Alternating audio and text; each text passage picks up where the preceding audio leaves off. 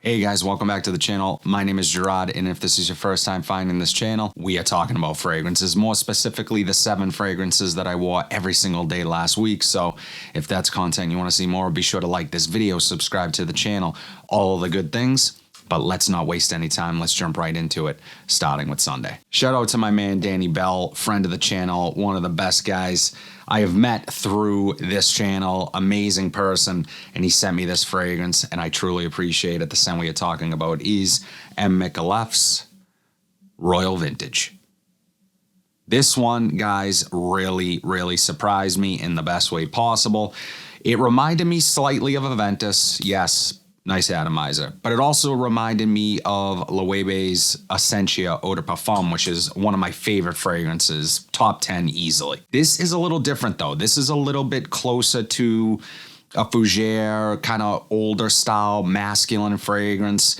Very fresh and clean, has apple in here. So the apple replaces the pineapple note in Aventus and even in the Essentia. Different in that sense, a little bit earthier, a little more mossy in a way, green. So I really appreciate this fragrance, but one thing that really made this stand out was its performance. Absolutely amazing performance. I could not be happier. Lasted a long time on me. I am going to be reaching for this quite a bit, and I might even reach for this over the Essentia Eau de Parfum. That fragrance I love, and I've worn it a ton. It's gotten me a ton of compliments, a ton of positive attention, but it might be time to switch it up and try something a little different. But it's close enough. This stuff, guys, smells amazing. I want to try more from M. Micallef. M. Micallef Royal Vintage. This next one was one of my last rack store pickups and worth every single penny. The scent we are talking about is Afnan 9 p.m. Elixir. Really like this fragrance. Probably one of the best rack store finds I've had in a while.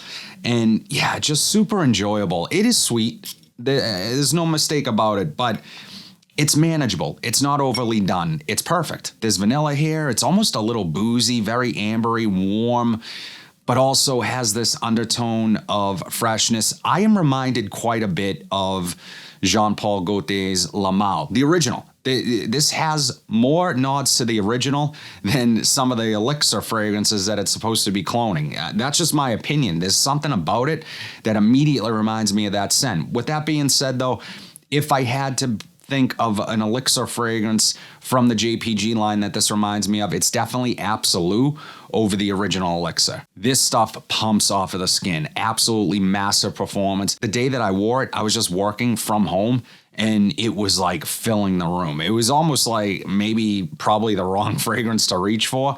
This is a great night out scent, cold weather, date night, clubbing, that type of vibe. Yes, it is a little bit youthful, but for me, it's one that I think that most guys can pull off, only because that sweetness is tampered down a bit. It's controlled, it has some restraint, and it's really damn good for what you're paying here. I'm going to link this along with all the other fragrances in the description down below. This one has a ton of value. I love it.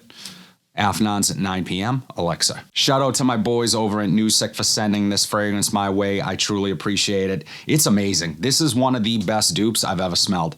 Scent we are talking about is Nusik Atik. And this is inspired by, to put it nicely, inspired by Xerjoff's Naxos. And I've tried a bunch of Naxos dupes, and this one for me is definitely the best one. And if you've smelled this, you know why. The honey here is just so amazing. It's an earthy, rich, resinous honey, very upfront, and really lasts throughout the life of the fragrance. This is like a classy gentleman, very upscale and sophisticated, powdery, inviting, warm, just very generous on the honey again. But you have to like sweeter fragrances. It's more of like a raw honey. There's just something to it that has this earthy undertone that, oh man, it's addictive. And I'll be honest, I'm not the biggest fan of Xerjoff Naxos, that DNA in general. I think it's really good. I can appreciate why people love it so much, but for me personally, it's just not something I would find myself reaching for like every day. Never signature worthy for me personally. But this one, still not signature worthy, but definitely one that I would want to reach for quite often. This one, again, just surprised me. Believe it or not, I'm not the biggest dupe guy. I try them because I have the channel and I like to test them out, but they're getting better. They truly are, guys. They are getting so much better. And this is no exception to that. A teak from Nusik. So I had done a short a while back on this fragrance, and someone had commented this past week, as a matter of fact, whether or not it would be a good gift for their sibling, their brother. And I think so. The scent we are talking about is Polo Ralph Lauren Red EDT. And this one, guys, you know, obviously this is the signature cranberry note that we have become familiar with and synonymous with this line. But yeah, there's just something special about this one. And that person that had made that comment specifically was asking for a fragrance that, because their brother they didn't want anything too powerful, but they wanted something sweet. This is both of those things. And it's really fresh, really easy to wear, very likable. People are going to love this. It's nostalgic in a way. It's a familiar scent DNA. People are going to smell this and feel like they've smelled it before. And a ton of things have copied this over the years, but there's just something about the EDT that just stands out for me. It just kind of the perfect balance of all the things that this fragrance is. And there is a coffee note here. It's very subtle, but the real standout vibe here is that cranberry up top. Just the perfect amount of tart sweetness. Fresh, clean, masculine. Smells like a cologne. Smells like you just walked into a Macy's and the people there just sprayed, you know, a strip for you and are shoving it in your face to smell. I love this stuff. It's one of my favorites in the line. The original, you can't go wrong, and can usually find it for a really great price. Polo Ralph Lauren Red EDT. I got a compliment on this next one on Thursday. The scent we are talking about is Thé Noir 29 from Le Labo. One of my favorite niche fragrances in my entire collection. Absolutely amazing. I want to reach for this one more often than not. And I had an office party for real estate on Thursday night. We had a potluck style party, dinner vibe going on, and it was in the office. So it was nothing too formal or anything like that. And I just gave a coworker a hug, and she complimented me on my fragrance. So said, "You smell great." This is what I was wearing, and it is that type of fragrance. This is an absolute monster performer. One of my best performing fragrances in my entire collection has this really nice tea-like quality. There's also something underneath here pushing this fragrance forward. It's super strong. I can't quite put my finger on it, but the best part about this entire fragrance is the fig note. I would be remiss if I didn't mention the fig in here. It's absolutely stunning. The fragrance itself is inspired by black tea, and again, it has that tea-like quality with the fig, and there's a really nice, classy muskiness to it. To me, this is unisex. However, I think it does lean a little masculine, which is okay with me. If you guys appreciate sort of artistic type fragrances with things that are a little different, the fig here, super earthy, super realistic smelling, you can't miss. Unbelievable fragrance, love it. Very expensive, worth it. Thé Noir 29 from Le Labo. Guys, I didn't go easy on this fragrance when I tested it. This was my last rack store pickup, so you need to go check out that video for the full context. The scent we are talking about is Afnan's Rare Reef. And I was hunting this thing down for the better part of a month once you guys had started mentioning that you were picking it up at Burlington. And this was super hyped this past year. One of the most hyped Middle Eastern fragrances, a dupe of Louis Vuitton's Pacific Chill. But for me, it just doesn't work. Way too synthetic. Now, I will say in the air, in the sillage, I think it's a nice fragrance. I think it works. There's just something about it, though, that every so often I'll get a whiff of something super synthetic, and it reminds me of like a clean bathroom.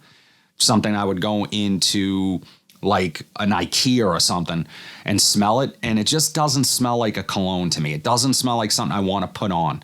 It actually reminds me of those little things, and I've sort of referred to other fragrances when I think of this, is like those little contraptions that are on the wall of a bathroom that just every 30 seconds might spit out a little air freshener. And that's what this reminds me of. It smells like a car air freshener, something super synthetic and not something you want to wear. It lasted a really long time, and I kept getting whiffs of it throughout the day. It just, for the overall scent profile, it just doesn't work for me. And I've smelled other things close to this that are far better. And I mentioned that in that video, where I'm reminded of Mason Azra's Vision, and that is way, way better than this. So my wife actually preferred this over Vision. So take that photo as worth. But this was not her favorite.